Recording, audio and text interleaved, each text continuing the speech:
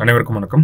நம்ம டெய்லியும் ஹிந்து நியூஸ் பேப்பரில் இருக்கக்கூடிய முக்கியமான செய்திகளை பற்றி பார்க்குறோம். இன்றைக்கி என்ன செய்திகள் இருக்குது அப்படிங்கிறத பார்ப்போம். முதல்ல பார்த்தீங்க அப்படின்னா நமக்கு தக்கோலம் அந்த பகுதியை பற்றி நிறைய செய்திகள் வந்து கொடுத்துருக்காங்க.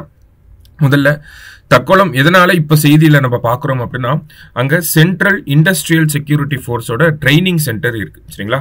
அந்த ட்ரைனிங் சென்டருக்கு பார்த்தீங்கன்னா நமக்கு ராஜாதித்ய சோழன் ட்ரைனிங் சென்டர் அப்படின்னு சொல்லி பேர் வச்சிருக்காங்க. அதுதான் பின்னணி, சரிங்களா? Rajaditya Cholan recruits training centre அப்படின்னு சொல்லி பெயர் மாற்றம் செய்யப்பட்டிருக்கு. சமீபத்தில் நம்மளுடைய ஹோம் மினிஸ்டர் கூட பார்த்தோம்னா இங்கே வந்து இந்த நிகழ்ச்சியில கூட கலந்திருப்பார், சரிங்களா?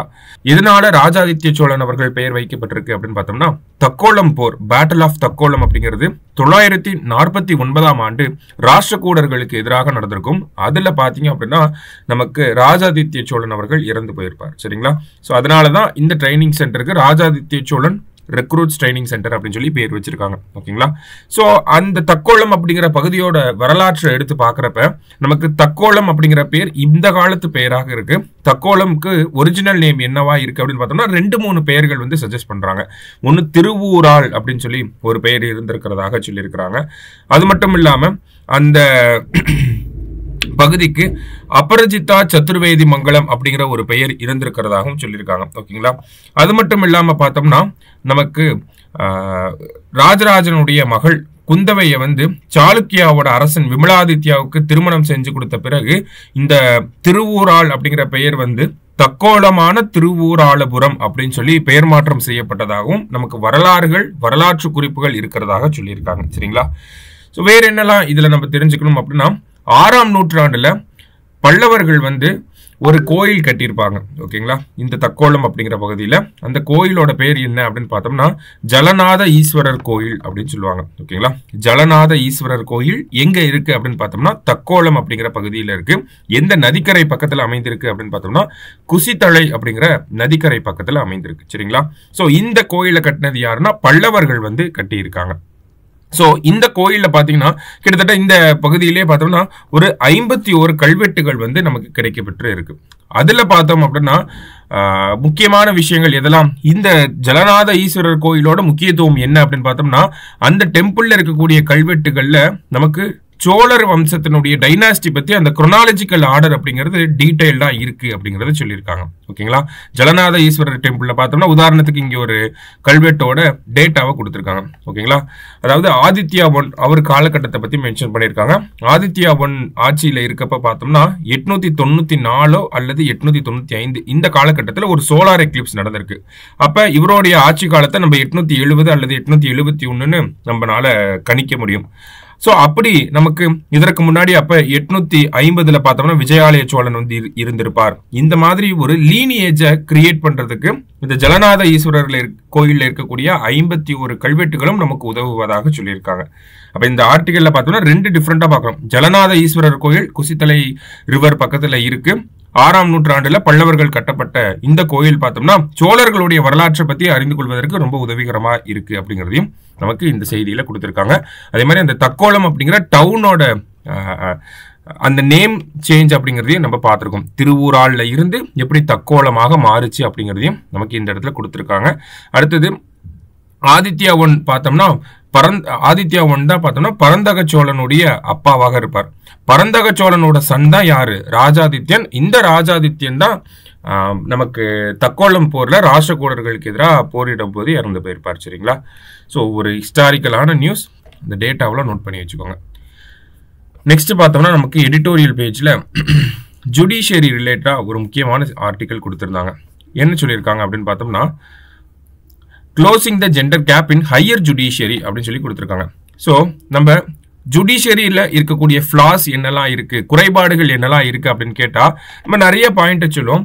அதுல எல்லாருமே சொல்லக்கூடிய ஒரு பாயிண்ட் என்னவா இருக்கும் அப்படின்னு பார்த்தோம்னா விமன் ஜட்ஜஸோட கவுண்ட் கம்மியா இருக்கு அப்படிங்கிறத நம்ம சொல்லுவோம், சரிங்களா? ஸோ விமன் ஜட்ஜஸை பொறுத்த வரைக்கும் பார்த்தோம்னா லோயர் ஜுடிஷியரி, அதாவது டிஸ்ட்ரிக்ட் கோர்ட்டு, செஷன்ஸ் கோர்ட்டு, இங்கெல்லாம் பார்த்தோம்னா பெண் நீதிபதிகள் அதிகமாகவே இருக்காங்க. ஆனா இதுவே ஹையர் ஜுடிஷியரியா போகிறப்ப பெண் நீதிபதிகளுடைய பிரதிநிதித்துவம் அப்படிங்கிறது ரொம்ப குறைவா இருக்கு. ஹையர் ஜுடிஷியரினா என்னது? நமக்கு ஹைகோர்ட்டு, சுப்ரீம் கோர்ட்டு, இங்கெல்லாம் பார்த்தோம்னா பெண் நீதிபதிகளுடைய பிரதிநிதித்துவம் அப்படிங்கிறது கம்மியா இருக்கு. ஸோ அந்த வகையில பார்த்தோம்னா இந்தியாவில் முதல்ல ஃபர்ஸ்ட் விமன் லாயர் யாரு அப்படின்னு பார்த்தோம்னா கார்னேலியா சொராப்ஜி அப்படிங்கிறவங்க தான் 1924 இந்த லாயரா பிராக்டிஸ் பண்றதுக்கு தகுதி பெற்று இருப்பாங்க. ஸோ ஃபர்ஸ்ட் விமன் லாயர் வந்து கிட்டத்தட்ட 100 வருஷம் ஆயிடுச்சு. ஆனா இன்னமுமே பார்த்தோம்னா ஒரு லாயரா இருந்து அவங்க ஜட்ஜா டிரான்ஸ்ஃபார்ம் ஆகுறதுல நிறைய டிஃபிகல்டிஸ் இருக்கு அப்படிங்கறத நமக்கு சொல்லியிருக்காங்க. சரிங்களா? அப்ப இந்தியாவோட ஹையர் ஜுடிஷியரியில என்ன நிலை இருக்கு அப்படிங்கறத சொல்லியிருக்காங்க. இன்இக்வாலிட்டி எப்படி இருக்கு அப்படின்னு பார்த்தோம்னா இந்தியாவில் இருக்கக்கூடிய ஒட்டுமொத்தமான ஹைகோர்ட்ல மொத்தம் நம்பர் ஆஃப் ஜட்ஜஸ் பார்த்தோம்னா 764 ஜட்ஜஸ் வந்து இருக்காங்க. அதுல நம்பர் ஆஃப் விமன் ஜட்ஜஸ் பார்த்தோம்னா 109 விமன் ஜட்ஜஸ் தான் இருக்காங்க. ஏறக்குறைய பார்த்தோம்னா இது 14.27% தான் பெண்களுடைய பிரதிநிதித்துவம் உயர் நீதிமன்றங்கள்ல. இந்தியாவிலே பார்த்தோம்னா லார்ஜஸ்ட் ஹைகோர்ட்னு நம்ம அலகாபாத் ஹைகோர்ட்டை சொல்லுவோம். ஏன் அப்படின்னு பார்த்தோம்னா 79 ஜட்ஜஸ் வந்து இருப்பாங்க. ஆனா அங்க எத்தனை பெண் நீதிபதிகள் இருக்காங்க அப்படின்னா 3 பெண் நீதிபதிகள் தான் இருக்காங்க. இப்ப இதுலயே நமக்கு புரியுது ஹையர் ஜுடிஷியரியில எவ்வளவு இன்இக்வாலிட்டி இருக்கு அப்படின்னு சொல்லி. இன்னும் உதாரணத்துக்கு நம்ம சுப்ரீம் கோர்ட்டை எடுத்துக்கிட்டாலே பார்த்தோம்னா நமக்கு 1+33 அப்படிங்கிற காம்பினேஷன் இருக்கு. ஆனா நம்பர் ஆஃப் விமன் ஜட்ஜஸ்னு பார்த்தோம்னா 2 பேர் தான். அதுலயும் ஒருத்தவங்க 2025 ஜூன் மாசத்துல ரிட்டையர் ஆயிருவாங்க. சரியா? அப்ப நமக்கு பெண்களுடைய பிரதிநிதித்துவம் அப்படிங்கிறது சுத்தமா கிடையாது அப்படிங்கறத சொல்லியிருக்காங்க. ஏன் சுப்ரீம் கோர்ட்லயே பார்த்தோம்னா 2021 இருந்து 2025 வரைக்கும் பார்த்தோம்னா கிட்டத்தட்ட 28 நீதிபதிகளை வந்து நியமனம் பண்ணியிருக்காங்க. அதுல ஒருத்தர் கூட பெண் நீதிபதிகளா இல்ல. அப்ப ஹையர் ஜுடிஷியரியில பார்த்தோம்னா பெண் நீதிபதிகள் பிரதிநிதித்துவம் அப்படிங்கிறது ரொம்ப ரொம்ப ரொம்ப குறைவா இருக்கு. இதுக்கு என்ன ஏன் குறைவா இருக்குன்ற காரணங்களை என்ன சொல்றாங்க அப்படின்னா நிறைய விமன் ஜட்ஜ் லாயர்ஸ் வந்து ஹைகோர்ட்லயோ சுப்ரீம் கோர்ட்லயோ பிராக்டிஸ் பண்றதுக்கு விருப்பப்படல, ஜட்ஜஸா பிராக்டிஸ் பண்றதுக்கு விருப்பப்படல அப்படிங்கறத சொல்றாங்க. Merit based eligible women candidates வந்து இல்லாம இருக்கிறது ஒரு காரணமா இருக்கு அப்படிங்கறத சொல்லியிருக்காங்க. சோ இந்த மாதிரி பேசிக்கா விமன் வித் சீனியாரிட்டி, ஓகேங்களா, சீனியாரிட்டி இருக்கக்கூடிய பெண்களை தான் பொதுவாகவே கொலிஜியம் சிஸ்டம் பார்த்தோம்னா சீனியாரிட்டி அடிப்படையில் ரன் ஆகக்கூடிய ஒரு விஷயம் தான். அப்ப சீனியர் ஜட்ஜஸ் வந்து கம்மியா இருக்காங்க. இந்த மாதிரியான காரணங்களை சொன்னாலுமே டீப் லையிங் ரீசன்ஸா என்ன இருக்கு, டீப் ரூட்டட் ரீசன்ஸ் என்னெல்லாம் இருக்கு, ஆழமான காரணங்கள் என்ன அப்படின்னு பார்த்தோம்னா ஒரு இன்இக்வாலிட்டி அப்படிங்கிறது அந்த அந்த ப்ரொஃபஷன்லயே இருக்கு அப்படிங்கறத சொல்லியிருக்காங்க. லீகல் ப்ரொஃபஷனை எடுத்து பார்த்தாலே ஆண்களை விட பெண்கள் குறைவானவர்கள் தான் அப்படிங்கிற ஒரு இன்இக்வாலிட்டி அது இன்பில்டாவே இருக்கு அந்த ப்ரொஃபஷன்ல இருக்கிறவங்களுக்கு அப்படிங்கிற ஒரு முக்கியமான காரணத்தை சொல்லியிருக்காங்க. அடுத்ததா பார்த்தோம்னா கொலிஜியம் சிஸ்டம் அப்படிங்கிறது அவங்க கொலிஜியம் எப்படி ஒர்க் பண்றாங்க அப்படிங்கிறது யாருக்குமே தெரியாது. எந்த அடிப்படையில் ஜட்ஜஸ் ரெக்கமெண்ட் பண்றாங்க, எப்படி செலக்ட் பண்றாங்க, ஏன் அவங்கள செலக்ட் பண்ணாங்க, என்ன கிரைட்டீரியா யூஸ் பண்ணியிருக்காங்க, என்ன மாதிரியான எலிஜிபிலிட்டி கண்டிஷன்ஸ் எல்லாம் பாக்குறாங்க, என்ன மாதிரியான கேசஸ் ஹேண்டில் பண்ண அந்த ஒரு எக்ஸ்பீரியன்ஸை பாக்குறாங்களா, என்ன பண்றாங்க அப்படிங்கிறது நமக்கு தெரியாது. அப்ப கொலிஜியம் சிஸ்டம் அப்படிங்கிறது ரொம்ப ரொம்ப நான் டிரான்ஸ்பேரண்டா இருக்கு. இதுவுமே மிகப்பெரிய காரணமா இருக்கு. இவங்க கிரைட்டீரியா பிக்ஸ் பண்ணி சொல்லியிருந்தாங்க கொலிஜியம் ஓப்பனா இந்த கிரைட்டீரியா பேஸ் பண்ணி தான் நாங்க ஜட்ஜஸ் செலக்ட் பண்றோம் அப்படின்னா அந்த கிரைட்டீரியாவுக்கும் நமக்கு நம்பர் ஆஃப் அவைலபிள் விமன் ஜட்ஜஸையும் நம்ம கம்பேர் பண்ணி பார்த்தா கூட ஒரு ஆன்சரை நம்மளால சொல்ல முடியும். பட் ஸ்டில் இங்க நான் டிரான்ஸ்பேரண்டா இருக்கனால நம்மளால எதுவுமே பண்ண முடியல அப்படிங்கறத சொல்றாங்க. ஈவன் தோ நம்ம கொலிஜியமே இவ்வளவு நான் டிரான்ஸ்பேரண்டா இருக்கக்கூடிய கொலிஜியமே ஏதாவது ஒரு நேமை ரெக்கமெண்ட் பண்றாங்க அப்படின்னா கவர்மெண்ட் அந்த நேமை வந்து அப்பாயின்மெண்ட்டுக்கு வந்து பிரிஸ்கிரைப் பண்ண மாட்டேங்கிறாங்க அப்படிங்கிற இன்னொரு காரணமும் இருக்கு. அதே மாதிரி domination of male judges in collegium, ஓகேங்களா, ஆண் நீதிபதிகள் இந்த கொலிஜியம் நடைமுறையில் அதிகமாக இருக்கிறதும் ஒரு முக்கியமான காரணமா சொல்றாங்க. அப்ப என்ன மாதிரியான ஸ்டெப்ஸ் எடுக்கலாம், விமனை இன்க்ளூட் பண்ணணும், ஜெண்டர் கேப்பை ஹையர் ஜுடிஷியரியில க்ளோஸ் பண்ணணும்.